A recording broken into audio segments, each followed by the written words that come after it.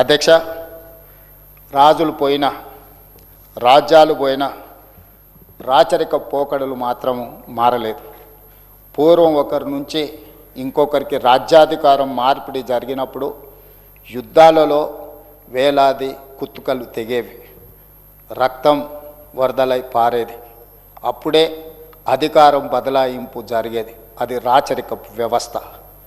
కానీ ఈనాడు ప్రజాస్వామ్యంలో ప్రజలే రాజులుగా మారి ప్రజాస్వామ్య పద్ధతుల్లో నాయకుల్ని ఎన్నుకుంటున్నాం. కొందరు ఇంకా తమను తాము రాజులుగా భావిస్తున్నారు. ప్రజలు తప్పు చేశారని అనుకుంటున్నారు. నియంత పోకడలను అనుసరిస్తూ ప్రజాస్వామ్యాన్ని అపహాస్యం చేస్తున్నారు. ఎందుకంటే రాచరికంలో వారసత్వానికి అవకాశం ఉంది.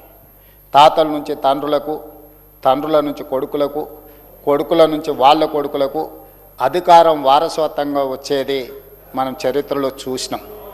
ఈరోజు కూడా అదే విధంగా వారసత్వం వస్తుందనుకొని ఆశపడి భంగపడి ఈరోజు ఆ బాధతో దుఃఖంతో సమయము సందర్భము ఏమి మాట్లాడాలి ఏమి మాట్లాడకూడదనే విచక్షణను కూడా ప్రదర్శించకుండా వారిదైన శైలిలో వారు మాట్లాడడం జరుగుతుంది. అధ్యక్ష, శాసనసభ ఆవరణలో తెలంగాణ తల్లిని ఆవిష్కరించుకున్న సందర్భంలో కొత్త గవర్నర్ శుక్లా గారికి శుభాకాంక్షలు తెలిపేందుకైనా ప్రధాన ప్రతిపక్ష నాయకుడు వస్తారని మేము ఆశించాం.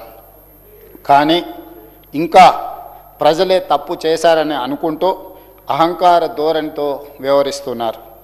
76 సంవత్సరాల స్వతంత్ర భారతదేశంలో ప్రభుత్వాలు మారినా ఇలా సంప్రదాయాలను ఎవరు ఉల్లంఘించలేదు. అధికారంలో ఉన్నప్పుడు అదే అహంకార ధోరణి, ప్రజలు బుద్ధి చెప్పి ప్రతిపక్షంలో కూర్చోబెట్టిన ఇప్పుడు అదే తీరుగా వ్యవహరిస్తున్నారు. అధ్యక్ష, బాధాకరమైన విషయం, ప్రధాన ప్రతిపక్ష నాయకుడు ఈ తెలంగాణ రాష్ట్రానికి కొత్త గవర్నర్గా శుక్లా గారు బాధ్యత తీసుకున్నప్పుడు వారికి శుభాకాంక్షలు తెలియజేయడానికి, వారిని అభినందించడానికి తప్పకుండా ఈ సభకు హాజరవుతారని 4 కోట్ల తెలంగాణ ప్రజలు ఆశించారు. అధ్యక్ష, తెలంగాణ ఒక మంచి సాంప్రదాయానికి, అదేవిధంగా పెద్దలను గౌరవించుకోవడానికి తెలంగాణ ప్రజలు ఎప్పుడు కూడా ఒక బాధ్యతతో బాధ్యతాయుతంగా వ్యవహరిస్తున్నారు. అధ్యక్ష, కానీ దురదృష్టవశాత్తు రాచరిక పోకడల్ని మర్చిపోక అధికారం కోల్పోయినా ఇంకా ప్రజాస్వామిక వ్యవస్థలకి రాకపోవడము, సభా సాంప్రదాయాలను గౌరవించకపోవడం అనేది ఇది మన తెలంగాణ గౌరవానికి, తెలంగాణ ప్రాంతానికి ఒక తీవ్రమైన మాయని మచ్చగా మిగిలిపోతుంది. అధ్యక్ష.